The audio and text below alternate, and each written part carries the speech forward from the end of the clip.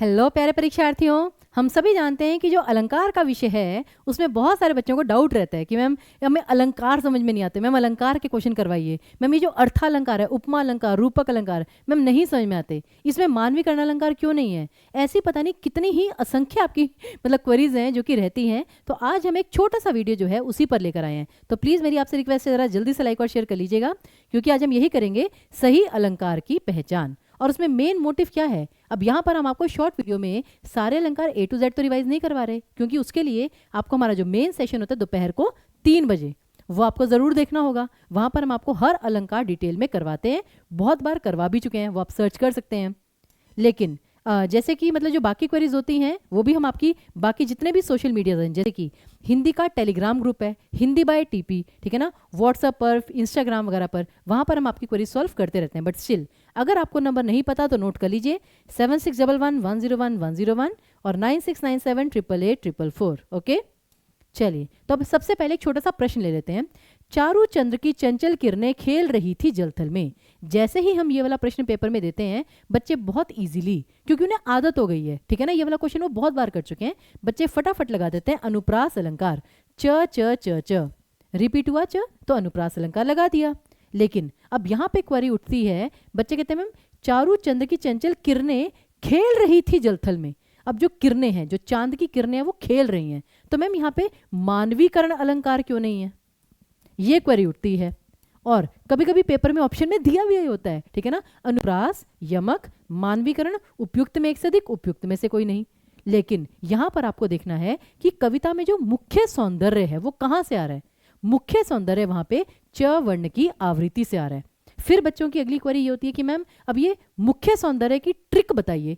Trick ये होती है फ्रेंड्स, सबसे बड़ी ट्रिक अलंकार में क्या होती है। पहली चीज आपको नियम पता होने चाहिए, दूसरा आपको अभ्यास करना है। जितना ज्यादा आप अभ्यास करेंगे तभी जाकर आपको इन चीजों का पता चलेगा।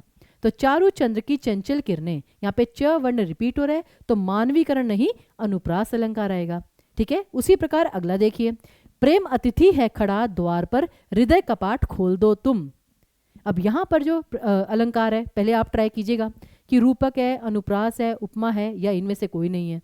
तो प्रेम अतिथि खड़ा द्वार पर, तो जो प्रेम को अतिथि माना गया है कि भाई अगर मेहमान आया घर में तो दरवाजा खोलो, उसी प्रकार प्रेम जो है वो अगर सामने खड़ा है तो मन के दरवाजे खोल दो, कि मन को प्रेम के लिए हमेशा खोल कर रखो, कि प्रेम को आने दो। अब यहां पर रूपक अलंकार बिल्कुल सही आएगा, लेकिन फिर वही क्वेरी उठती है बच्चों की कि मैम अब ऐसा तो प्रेम बाहर खड़ा है, ठीक है ना, प्रेम व्यक्ति नहीं, जो प्रेम का भाव है, ठीक है ना, वो बाहर खड़ा है, अब इसमें मानवीकरण क्यों नहीं है।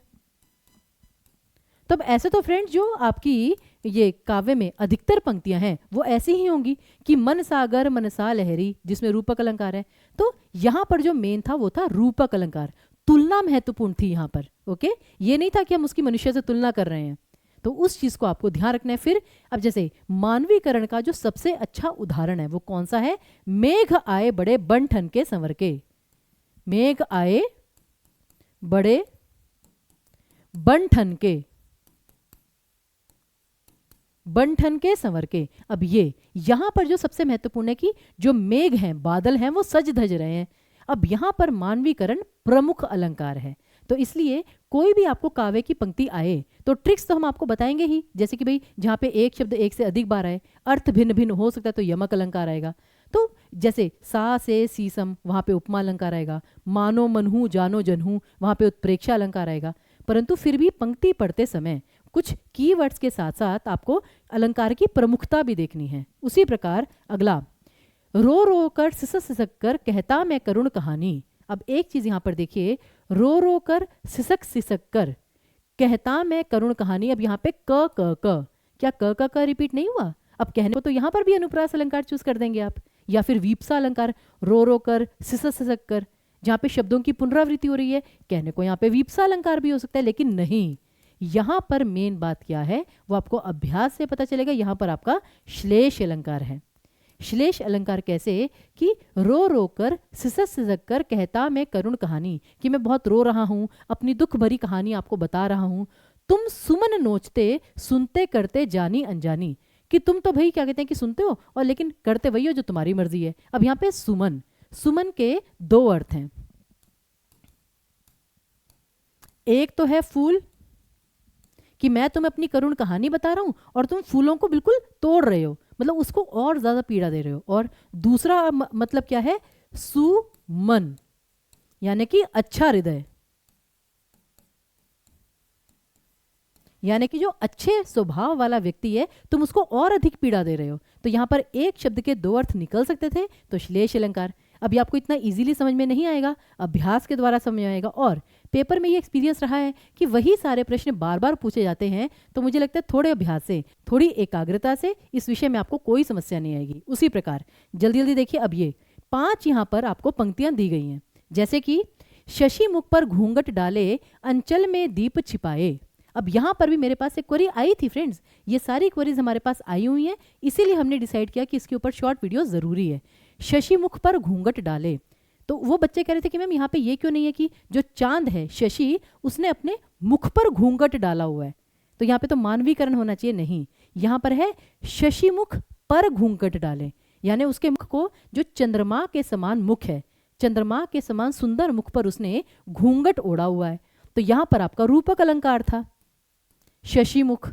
फिर काली घटा का घमंड घटा, अब इससे बेटर अनुप्रास अलंकार का वो क्या होगा कि भाई घ ग घ बार बार आ रहा है, लेकिन नहीं, यहां पर जो मुख्य सुंदरता है वो क्या है, काली घटा का घमंड घटा, कि एक शब्द 2 बार आया परंतु भिन्न अर्थ में, कि काले बादलों का घमंड कम हो गया है, तो यहां पर आपका यमक अलंकार आएगा।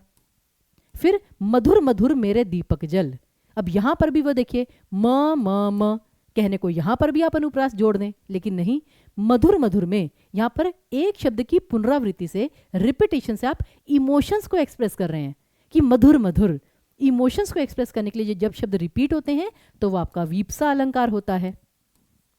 उसी प्रकार जोड़कर कण कण कृपण आकाश ने तारे सजाए, अब जोड़कर कण कण कृपण, अब यहां पर क क क क कहने को यहां पर भी आपका अनुप्रास अलंकार हो सकता है।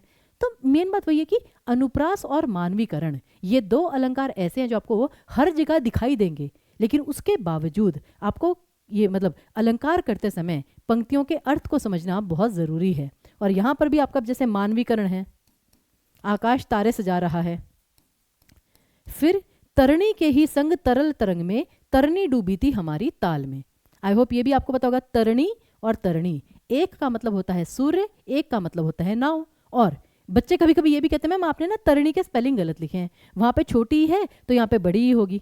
फ्रेंड्स ये कविता है, कविता में वर्तनी पे फोकस नहीं किया जाता, कविता में तो जानबूझ के गलतियां की जाती हैं ताकि शब्द मुश्किल लगे और कविता में चमत्कार उत्पन्न हो, तो वो आपको सोचना है। तो एक जहाँ पे छोटी की मात्रा होती है वो होता है सूर्य, बड़ी की मात्रा वाला होता है नाव।